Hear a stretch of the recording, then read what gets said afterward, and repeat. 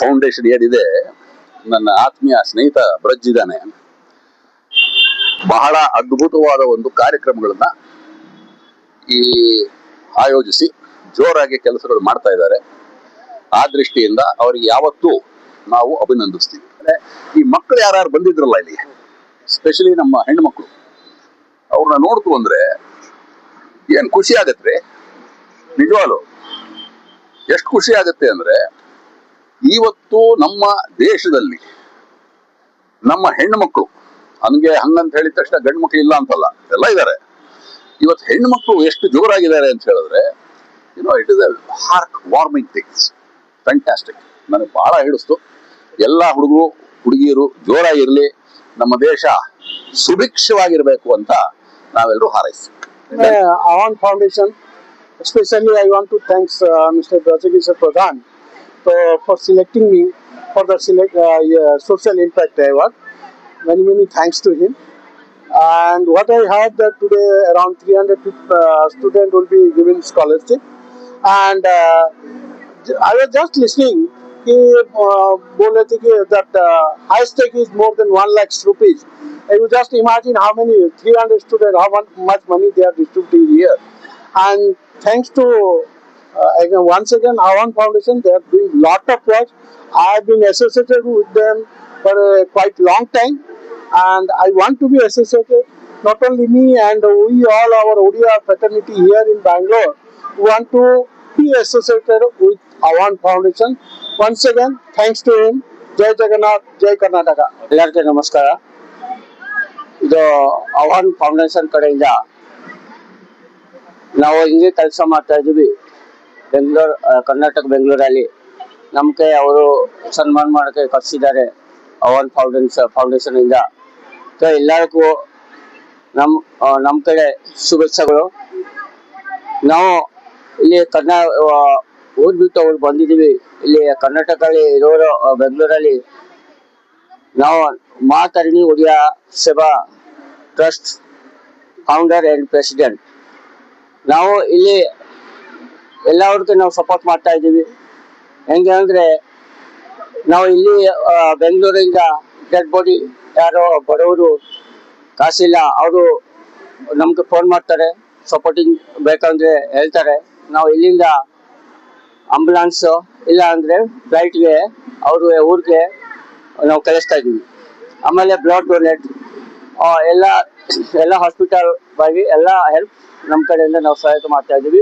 ನಮಗೆ ಇವರು ಅವಾನ್ ಫೌಂಡೇಶನ್ ಕಡೆಯಿಂದ ನಾವು ಸನ್ಮಾನ ಮಾಡ್ತಾ ಇದ್ದೆ.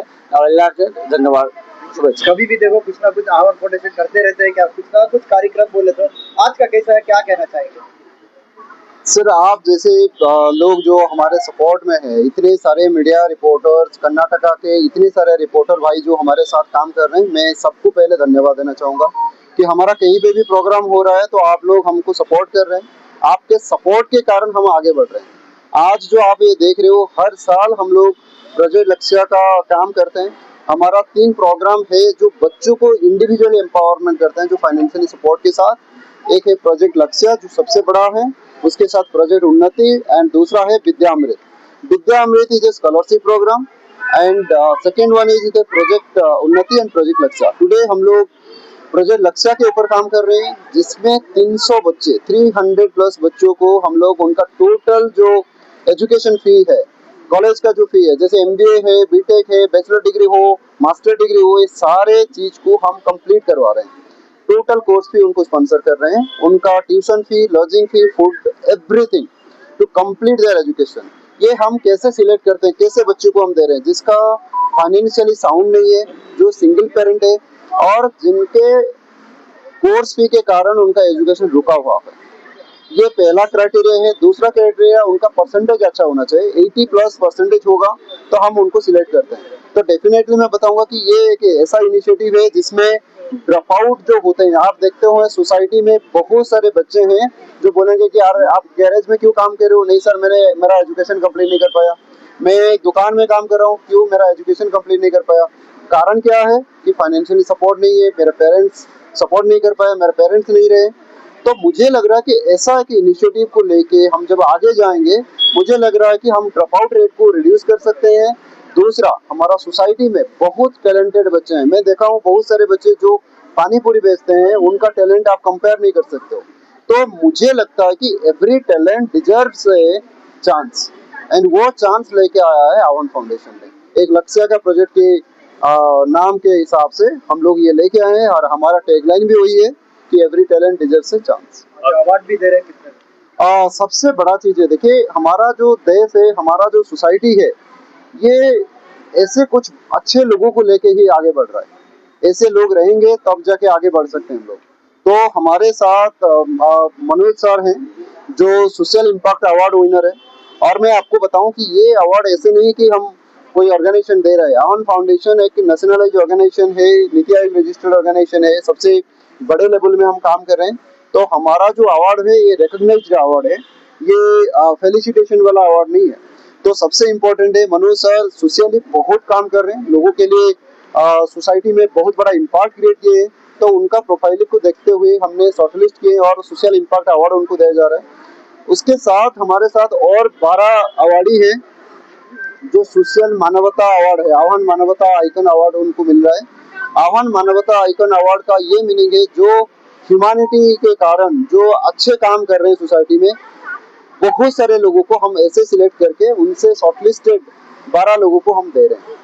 तो definitely they are a great people, and मैं प्राउड फील कर रहा हूँ कि हम ऐसे लोगों को हमारे साथ बुलाए हैं और उन लोगों को हम रिकॉग्नाइज करने के लिए मौका उन लोगों को हमको दिए हैं, और हमें वो मौका के कारण हम लोग उनको ಅವಾರ್ಡ್ दे पा रहे हैं। ಮೊದಲನೇದಾಗಿ ಒಂದು ಕರ್ನಾಟಕದಂತ ಒಂದು ಉತ್ತಮವಾದಂತ ಒಂದು NGO ಯಾವ್ದಾರ ಕೆಲಸ ಮಾಡ್ತಾ ಇದೆ ಅಂತ ಹೇಳಿದ್ರೆ ನಮ್ಮ ಪ್ರಜಾಕಿಶೋರ್ ತಂಡದ ಆಹ್ವಾನ್ ತಂಡದವರು. ಸೊ ಅವ್ರಿಗೆ ಇವತ್ತಿನ ದಿನ ಪೂರ್ವಕವಾದ ಧನ್ಯವಾದನ ಅರ್ಪಿಸ್ತಾ ಇದೀನಿ. ಯಾಕಂದ್ರೆ ಎಲ್ಲರೂ ಸಾಧನೆಗಳು ಮಾಡ್ತಾ ಇರ್ತಾರೆ, ಆದ್ರೆ ಸರಿಯಾದಂತ ವ್ಯಕ್ತಿಗಳನ್ನ ಗುರುತಿಸಿ ಅಂತವರಿಗೆ ಒಂದು ಪ್ರಶಸ್ತಿ ಕೊಡುವಂತ ಕೆಲಸಗಳು ತುಂಬಾ ಕಡಿಮೆ.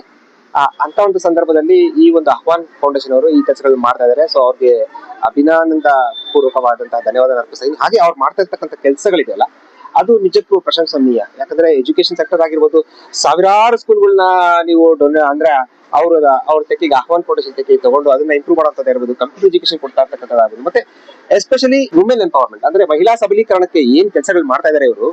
ಮತ್ತೆ ಬರೀ ಸಿಟಿನಲ್ಲಿ ಮಾಡ್ತಿಲ್ಲ ಅವರು, ಕರ್ನಾಟಕದಲ್ಲಿ ಹಳ್ಳಿಗಳಿಗೆ ಹೋಗಿ ಆ ಹಳ್ಳಿಗಳಲ್ಲಿ ಆ ಹಳ್ಳಿ ಜನರ ಜೀವನವನ್ನ ಬದಲಾಯಿಸ್ತಾ ಇರ್ತಕ್ಕಂಥ ಒಂದು ಕೆಲಸಗಳನ್ನ ನಮ್ಮ ಆಹ್ವಾನ್ ಫೌಂಡೇಶನ್ ಪ್ರಜಾಕಿಶೋರ್ ಅವರು ಮಾಡ್ತಾ ಇದ್ದಾರೆ. ಸೊ ಅವರು ಬರೇ ಸಿಟಿ ಅಥವಾ ಹಳ್ಳಿ ಅಂತಾನೂ ಅಲ್ಲ, ಯಾವುದೇ ಭೇದ ಭಾವ ಇಲ್ಲದೆ ಮಹಿಳೆ ಆಗಿರ್ಬೋದು, ಮಕ್ಕಳಾಗಿರ್ಬೋದು, ಕಾರ್ಮಿಕರಾಗಿರ್ಬೋದು, ಬಡವ ಆಗಿರ್ಬೋದು, ಬಲ್ಲಿದ ಆಗಿರ್ಬೋದು, ಪ್ರತಿಯೊಂದು ವರ್ಗಕ್ಕೂ ಒಂದಲ್ಲ ಒಂದು ರೀತಿಯಲ್ಲಿ ತಮ್ಮದೇ ಆದಂತಹ ಸೇವೆಯನ್ನ ಕೊಡುಗೆಯನ್ನ ಕೊಡ್ತಾ ಇರ್ತಕ್ಕಂಥ ಯಾವ್ದಾನ ಒಂದು ತಂಡ ನಮ್ಮ ಭಾರತ ದೇಶದಲ್ಲಿ ಇತ್ತು ಅಂತ ಹೇಳಿದ್ರೆ ಅದು ನಮ್ಮ ಆಹ್ವಾನ್ ಫೌಂಡೇಶನ್ ಅಂತ ಹೇಳ್ಬೋದು. ಸೊ ಹಾಗಾಗಿ ಈ ಆಹ್ವಾನ್ ಫೌಂಡೇಶನ್ ನಡೆಸ್ತಿರ್ತಕ್ಕಂಥ ನಮ್ಮ ಪ್ರಜಾಕಿಶೋರ್ ಪ್ರಧಾನ್ ಅವ್ರಿಗೆ ಹೃದಯಪೂರ್ವಕ ಧನ್ಯವಾದ ಅರ್ಪಿಸ್ತಾ ಇದ್ದೀನಿ ನಮ್ಮ ಕರ್ತವ್ಯ ಫೌಂಡೇಶನ್ ತಂಡದಿಂದ. One foundation and here which is along with Niti Aayog what I am being informed. और देखिए सोशली बहुत लोग काम करते हैं, बट खाली काम करना इतना इम्पोर्टेंट नहीं है. आप एक एग्जाम्पलरी सेट होना चाहिए. और जो बच्चों को, आपको शायद पता होगा, जो बच्चे पढ़ाई करते हैं लेकिन उनके पास उतना फाइनेंशियल सपोर्ट नहीं है, once foundation is supporting all those people, and you'll be delighted to know when COVID was happening, जो kids बहुत अच्छा पढ़ते हैं उनके पेरेंट्स में अगर कोई चला जाता है, मदर या फादर, then आह्वान फाउंडेशन has taken up और उन लोगों को वो पढ़ाने का काम करते हैं.